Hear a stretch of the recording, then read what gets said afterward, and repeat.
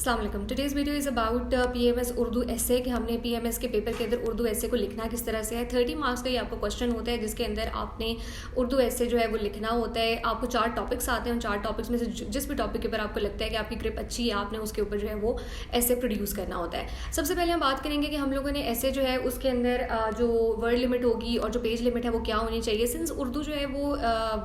पूरा 100 मार्क्स का एक आपका पेपर है और उसके अंदर जो एसे है उसकी वेटेज 30% है, तो आपने करना ये है कि आपने इसमें से मैक्सिमम मार्क्स ड्रॉ करने के लिए सबसे पहले जो आपने फैक्टर अपने डिस्पोजल के ऊपर रखना है वो ये रखना है कि यू हैव टू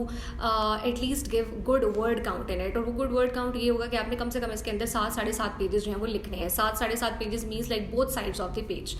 अब उसमें ये है कि आपने सबसे पहले जो भी टॉपिक आप चूज़ करेंगे, जिस तरह से हम इंग्लिश एसे के अंदर सबसे पहले टॉपिक कॉम्प्रीहेंशन करते हैं, इसमें भी आपने सबसे पहले टॉपिक कॉम्प्रीहेंशन करनी है और आपने ये बात डिटर्मिन करनी है कि आपसे एग्जामिनर एग्जैक्टली क्या क्वेश्चन कर रहा है। उसने आपको एग्जैक्टली जो स्टेटमेंट दी है, फॉर एग्जाम्पल अगर वो आपसे कहता है कि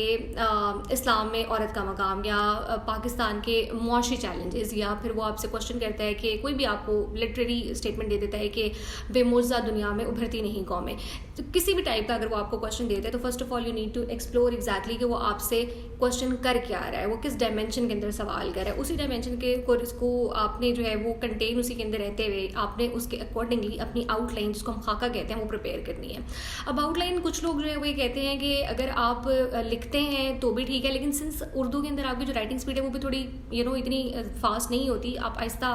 या कम आपकी स्पीड होती है लिखने की, जिसकी वजह से आपने उस टाइम को जो है वो कॉम्प्रोमाइज़ नहीं करना। तो कुछ लोग जो है वो कहते हैं कि खाका अगर आप स्किप भी कर दें तो इट्स ऑलराइट, इससे कोई फ़र्क नहीं पड़ता, एंड दैट्स ऑलराइट। आप अगर नहीं भी बनाते आउटलाइन तो ठीक है, आप डायरेक्टली भी अपना ऐसे जो वो स्टार्ट कर सकते हैं।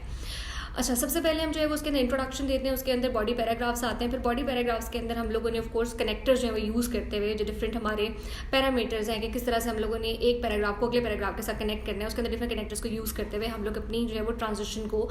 इन्हेंस करते हैं, ट्रांजिशन को इंश्योर करते हैं। उसके अंदर आप लोगों ने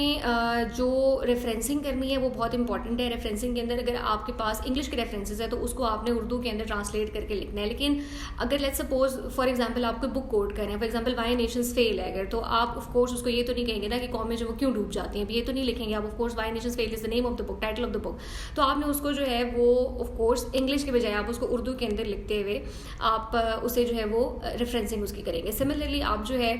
वो उसके अंदर कुरानिक वर्सेस ऐड करेंगे, आप उसके अंदर किसी भी किस्म का कोई रेफरेंस अगर आप ऐड करना चाहते हैं दे सकते हैं, बुक्स दे सकते हैं, कोट्स ऐड कर सकते हैं, कोटेशंस ऐड कर सकते हैं, उसके अंदर फिलोसफर्स को ऐड कर सकते हैं, व्हिचएवर यू थिंक आप अपनी बात को सब्सटैंशिएट करने के लिए जो भी उस मटेरियल ऐड कर सकते हैं वो ऐड करें। उर्दू के पेपर में जो बच्चे गलती करते हैं वो ये गलती करते हैं कि वो उर्दू के पेपर के अंदर अशार जो है वो नहीं लिखते।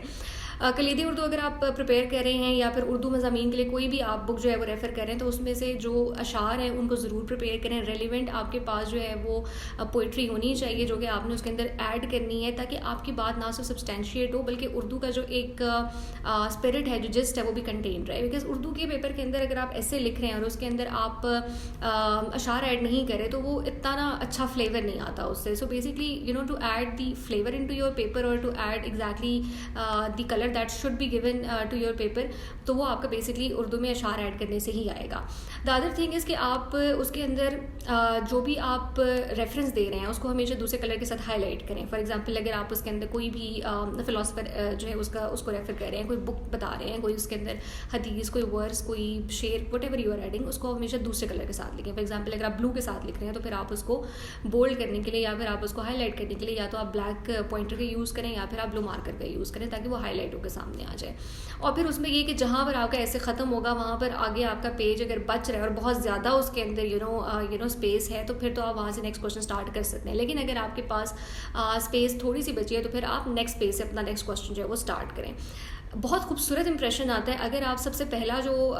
क्वेश्चन अटैम्प्ट करते हैं वो उर्दू एसे को करते हैं, तो बहुत अच्छा एक बड़ा खूबसूरत जो है ना वो एग्जामिनर को बेसिकली आपकी थॉट प्रोसेस भी पता चल जाता है, उसको आपकी एग्जैक्टली जो whatever you think, whatever your thoughts are about particular topic, वो उसको बहुत अच्छा आइडिया हो जाता है अगर आप उसके अंदर कोई मेजर ग्रामेटिकल एरर नहीं करते। बिकॉज उर्दू के अंदर मसला ये होता है कि बच्चे जो है ना वो उर्दू लिखते ही गलत हैं। उसके अंदर वो जहाँ पर सीन आता है वहाँ पर वो स्वाद लिख देते हैं, जहाँ पर स्वाद होता है वहाँ पर सीन लिख देते हैं। तो इस तरह की जो चीज़ें होती है ना, फॉर एग्जांपल आपने अगर असर लिखना है तो आप एन वाला असर लिख देते हैं अलिफ से असर के बजाय। सो यू नो इस तरह के जो मसले होते हैं ये क्या करते हैं, ये आपकी उर्दू को कॉम्प्रोमाइज़ करते हैं। और जहाँ पर आपका जो है वो इस तरह के इश्यूज आते हैं, जो ग्रामर के मसले होते हैं